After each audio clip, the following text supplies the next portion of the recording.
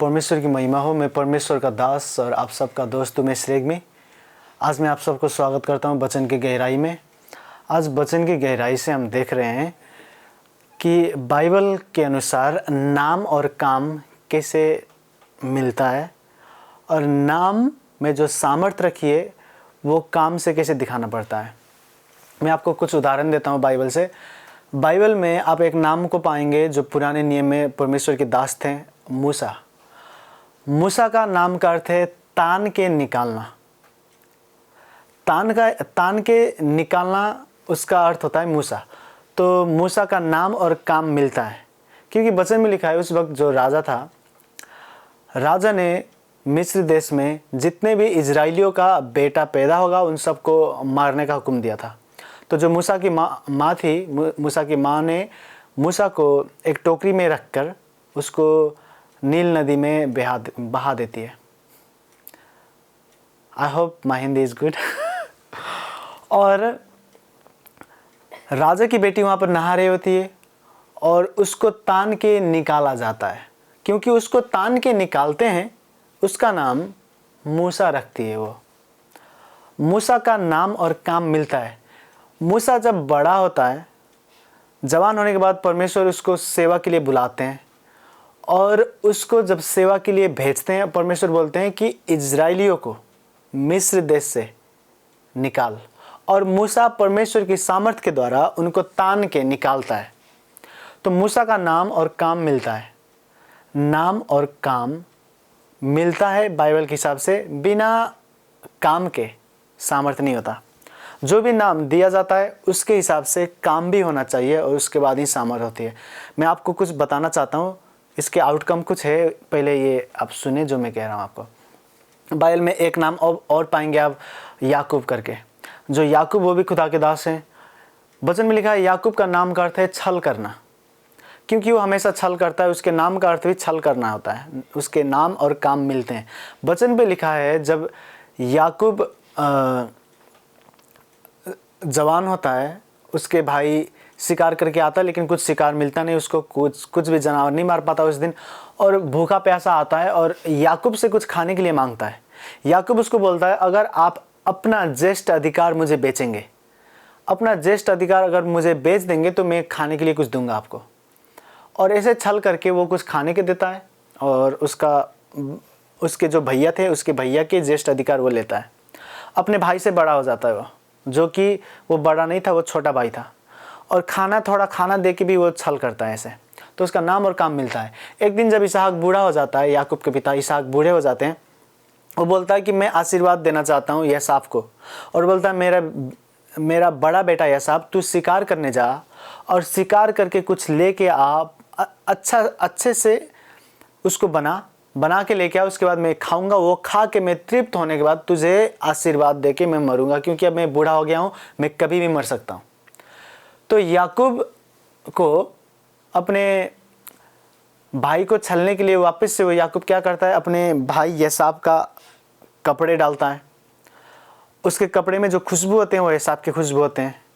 और क्योंकि एसाव के शरीर में ज़्यादा बाल होते हैं तो याकूब क्या करता है, जानवर का बाल अपने हाथों में लगा देता है, जहाँ पर कपड़े नहीं होते वहाँ पर, गले में, हाथों में। और अपने घर के ही एक अच्छा सा जानवर मारता है, मार के पका के लेके जाता है, क्योंकि उसके पिता अंधे हो जाते हैं, आँख नहीं दिखता क्योंकि ज़्यादा बूढ़े हो गए थे। खाना लेके जाता है, वो गोश्त जो भी उसने बनाया वो लेके जाता है और बोलता है पिता मैं एसाव हूँ। और उसके पिता बोलते हैं एसाव तू इतने जल्दी कैसे आ गया? वो बोलता है परमेश्वर ने मुझे सहायता किया और मैंने जाते ही शिकार मिल गया, मुझे मार के ले आया मैं।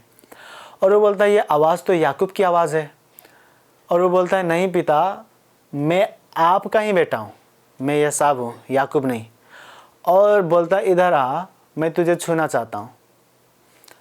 जब छूता है तो उसे वो हाथ के वो जो बाल लगाए हुए हैं उसने जानवर के, वो छूता है। और कपड़े से जो खुशबू आते है उससे पता चलता है कि ये खुशबू तो एसाव का है। और वो खाने के बाद इसहाक उसको आशीष देता है, बरकत देता है। बरकत पाने के बाद वो निकल जाता है वहाँ से। और एसाव बाद में आता है, कुछ लेके आता है पका के, बोलता है पिता उठिए, ये खा के आप मुझे आशीष दो, मुझे बरकत दो। बोलता है तू कौन है पिता उसका बोलता है तू कौन है? वो बोलता है मैं आपका बेटा एसाव, आपका बड़ा बेटा एसाव। और वो बोलता है कि जो पहले आया था वो कौन था? उसने कहा मैं नहीं जानता कौन था। तो कहता है तेरा भाई याकूब ने छल कर कर, धोखा देकर, छल कर कर उसने जो तुझको आशीष मिलना था वो उसके सर के ऊपर हाथ रख के मैंने सारे आशीष उसको दे दिए हैं। तो ऐसे वो छल करता है। याकूब का नाम का अर्थ होता है छल करना, और वो छल करता है। एक दिन मैं आपको समझाने की कुछ कोशिश कर रहा हूँ, पहले इसको समझे उसके बाद मैं आपको बता रहा हूँ कुछ रहस्य की बात, सामर्थ्य बात। जैसे मूसा का नाम और काम मिला, याकूब का नाम और काम भी मिला। और वचन में लिखा है एक दिन जब वो याकूब से मिलने जाता है वापस नदी से उस पार, वो नहीं जाता, सबको उस पार भेज देता है। आप बाइबल को पढ़ना, मैं बहुत छोटे में बताना चाहता हूँ, ज़्यादा लंबा नहीं खींचना चाहता। और वो रात को वहीं सोता है अकेला। स्वर्गदूत आते हैं वहाँ पे, और लिखा रात भर वो स्वर्गदूत से, परमेश्वर से लड़ाई करता है। और लड़ाई करते करते जब सुबह होने लगता है तो स्वर्गदूत बोलता है सुबह होने लगा, मुझे जाने दे। याकूब बोलता है जब तक आप मुझे बरकत ना दो मैं आपको जाने नहीं दूंगा। वो स्वर्गदूत पूछता है कि तुम्हारा नाम क्या है? वो बोलता है मेरा नाम याकूब है। उसके बाद स्वर्गदूत बोलता है कि आज से तुझे याकूब नहीं इज़राइल कहा जाएगा। इज़राइल का नाम का अर्थ है शांति का राजकुमार, ऐसे बोल सकते हैं आप, शांति का राजकुमार, इज़राइल का अर्थ। तो याकूब का नाम बदल गया, शांति का राजकुमार हुआ, और उसके नाम से देश भी है इज़राइल जो बहुत महान है, जहाँ पर परमेश्वर मनुष्य बन के आए। हालेलुया। तो मैं आपको बताने की क्या कोशिश कर रहा हूँ, परमेश्वर नाम और काम को देखते हैं। बस नाम होना काफ़ी नहीं है, काम भी होना चाहिए। जहाँ नाम और काम होते हैं वहाँ पर सामर्थ प्रकट होती है। वचन में लिखा है हमारे परमेश्वर जब स्वर्ग से उतर आए उनका नाम दिया गया यीशु। यीशु का नाम का अर्थ है उद्धारकर्ता। यीशु मसीह ने क्रूस पर अपनी लहू बहाकर उन्होंने हमें उद्धार दिया, तो उनका भी नाम और काम मिला। हर एक नाम और काम जहाँ पर मिलता है वहाँ पर सामर्थ प्रकट होती है। वचन पे लिखा है दूसरा इतिहास 7:14 अध्याय, पता नहीं हिंदी में कैसे बोलते हैं, मैं ट्राई करता हूँ। दूसरा इतिहास चैप्टर 7 का 14 आयत, उस पे लिखा है कि परमेश्वर ने हमें अपनी नाम दिया है, उसने हमें अपना नाम दिया है। अब परमेश्वर ने हमें अपना नाम दिया है आत्मा में, तो नाम पाना काफ़ी नहीं है, नाम और काम भी मिलना चाहिए। बस नाम काफ़ी नहीं है, नाम और काम भी मिलना चाहिए। तो जब परमेश्वर ने हमें अपना नाम दिया है तो हमें परमेश्वर का स्वभाव भी होना चाहिए हमारे अंदर, ताकि सामर्थ्य प्रकट हो। जो सामर्थ्य प्रकट होनी है वो नहीं हो पाता। क्रिश्चियन लोग बीमार पड़ रहे हैं, क्रिश्चियन लोगों को दुष्ट आत्मा लगते, बड़े बड़े चंगाई सभा होते हैं, छुटकारे सभा, जब प्रार्थना किया जाता है यीशु के नाम से दुष्ट आत्मा निकल, तो विश्वासी हो मैं यहाँ से आया हूँ, मैं ये हूँ करते हैं।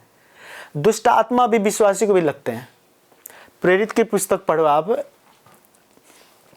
प्रेरितों का जो किताब है वहाँ पर एक भी विश्वासी आप ऐसा नहीं पाएंगे कि जिसको दुष्ट आत्मा लगा हो। लेकिन आज क्रिश्चियन इतने ज़्यादा हैं, लेकिन उनमें से कितने लोग अभी भी दुष्ट आत्मा के बंधन में है? क्यों?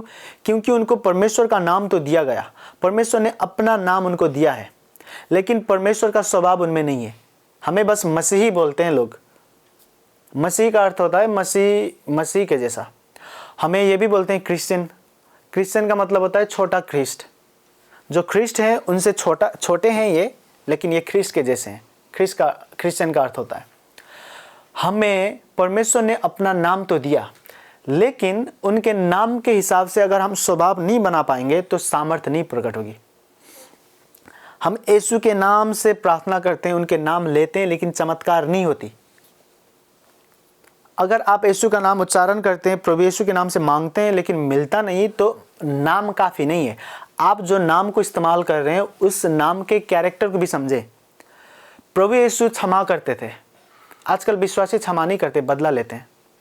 प्रभु यीशु दया से भरते थे और रोगी को चंगा करते थे। आजकल लोग दया से भरना भूल गए हैं, दया नहीं है उनके अंदर, घमंड से भरे हैं।